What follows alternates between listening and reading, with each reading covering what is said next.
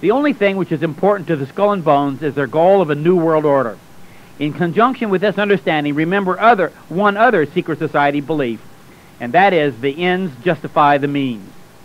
As Rosenbaum continued his research, he found strong, definite links between Skull and Bones and Bavarian Illuminists. Bavarian Illuminists were part of the original Masters of the Illuminati. First, Rosenbaum discovered documents which detailed the origins of Skull and Bones back to Germany. These documents stated, quote, "Bones is a chapter of a core of a German university," unquote. The document then described at length its relationship with this German secret society, the Tool Society, which led to the founding of Skull and Bones in 1832. Secondly, Rosenbaum discovered that, quote, above the arched walls, above the vault of the Bones Sacred Room, that's number 322, is a painting of skulls surrounded by Masonic symbols. Above this painting is the slogan in German which means, "Who is the fool? Who is the wise man, beggar or king? Whether poor or rich, all's the same in death," unquote. This means that only the works which one does in this life is what matters. In death, all men share the same fate. This statement is very consistent with the teachings of secret societies, showing their works-oriented philosophy. Thirdly, Rosenbaum discovered, quote, a haunting photograph of the altar room at one of the Masonic lodges in Nuremberg that is closely associated with Illuminism. Haunting because at the altar room center, approached through an aisle of hanging human skeletons, is a coffin surmounted by a skull and crossbones that look exactly like the particular arrangement of jaw bones and thigh bones in the official bones emblem. Finally, he says, the Skull and Bones was the official crest of another key Illuminist lodge. That's page 88.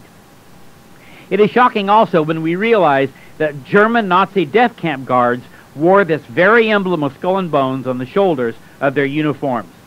Without doubt, we have established Skull and Bones to be a Brotherhood of Death Society, which is itself tied directly into the Masters of the Illuminati.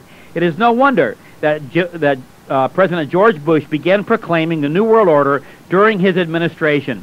The only other politician in the 20th century who had publicly advocated the New World Order was Adolf Hitler in the 1920s and 30s, and the New World Order vision of Adolf Hitler is identical to the one of former President George Bush. We have studied the common philosophical and religious links between the German Tool Society and the American Skull and Bones.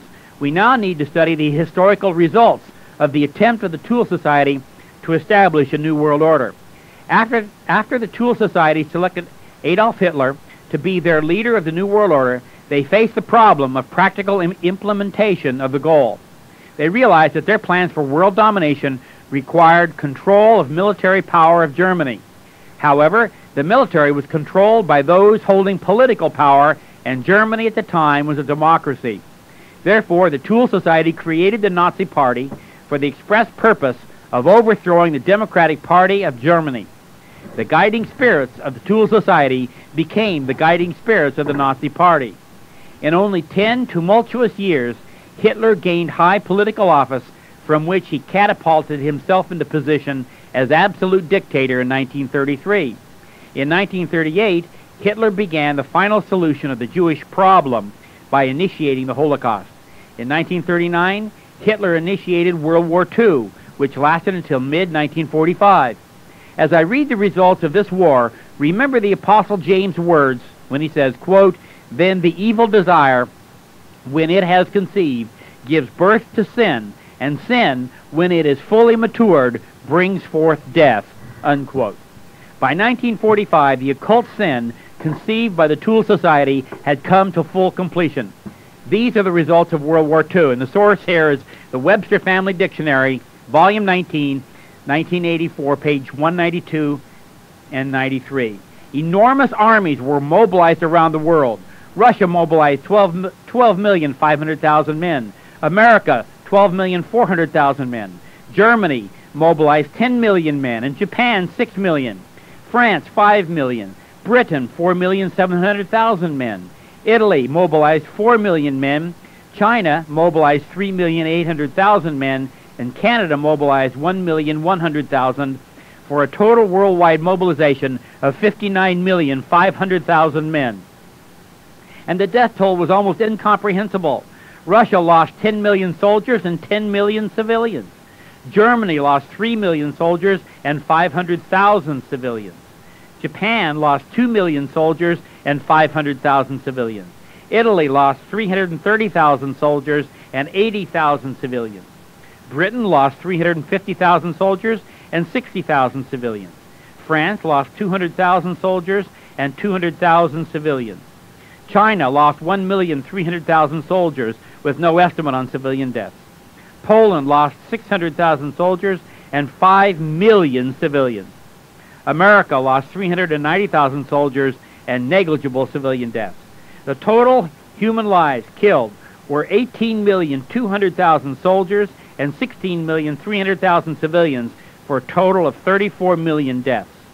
When you add 18 million deaths from Hitler's death camps, you realize that over 54 million people lost their lives as the final result of the occult practices and goals of the New World Order of that German Brotherhood of Death Society, the Tool Society. The 6 million Jewish deaths from Hitler's final solution represented 2/3 of the total worldwide Jewish population. Hitler came close to winning World War II, but God's timing was not come. However, some of the after effects of World War II served to set the stage for the current drive toward the New World Order. This brief review of the after effects of World War II clearly shows much was achieved that set the stage for the current New World Order. Let us now review some of the goals which secret societies today have established for the New World Order. Keep in mind the Skull and Bones is the driving force and is the first among equals among all other secret societies and all other open organizations committed to this new order.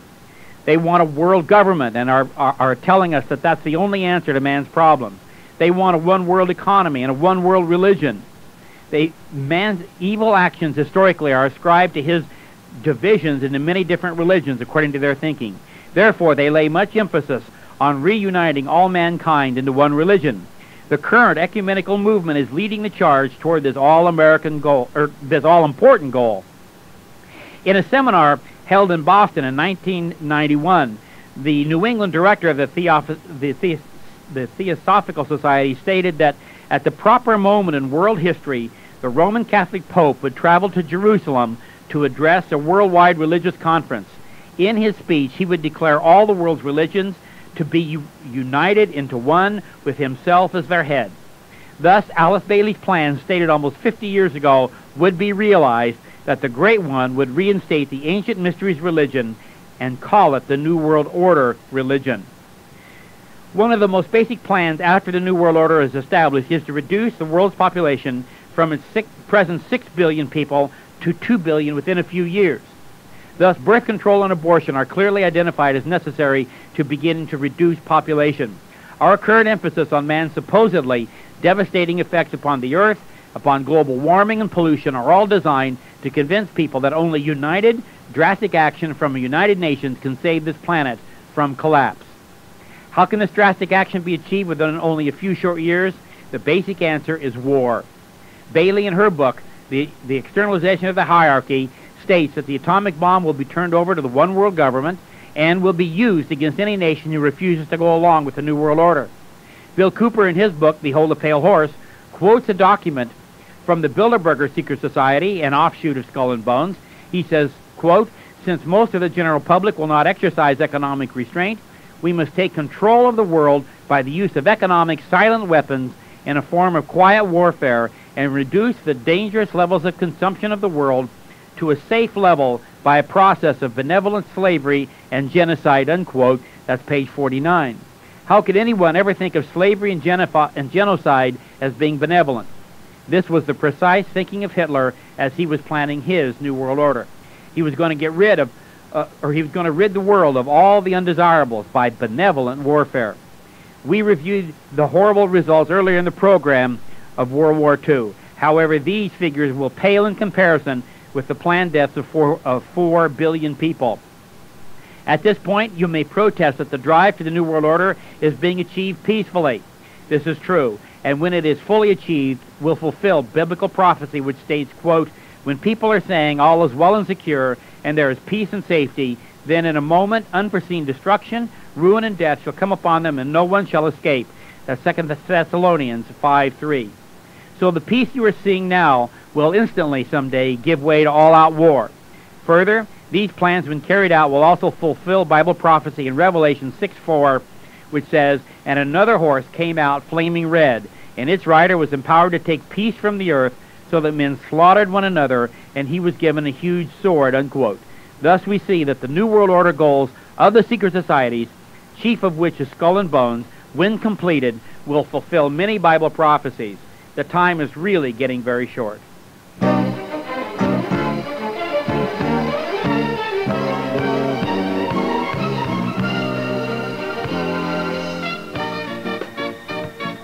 Dear listener, if you do not know Jesus Christ as your Savior, you must not delay any longer, for the time of grace is rapidly running out.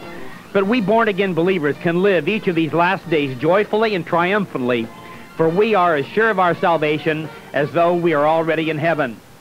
Since this program is totally listener-supported, we need your support to stay on the air. If you are blessed today, please consider supporting this ministry, either on a one-time gift basis or regularly. You can mail your check and money order to Cutting Edge Ministries, 11 Robert Toner Boulevard, Suite 5-393, North Attleboro, Massachusetts, MA 02763. Or you may go to our homepage at www.cuttingedge.org and click on Supporting This Ministries to fill out the form there. We take Visa, MasterCard, Discover, and American Express. Be sure to indicate the radio station upon which you heard this broadcast. If you would like to purchase a tape of this program, please send a check or money order to this above address for $3 plus shipping, or you may put such a purchase on your credit card. Visit our CD and tape store on our homepage. And may God richly bless you, and keep looking up, for your Redeemer draweth nigh.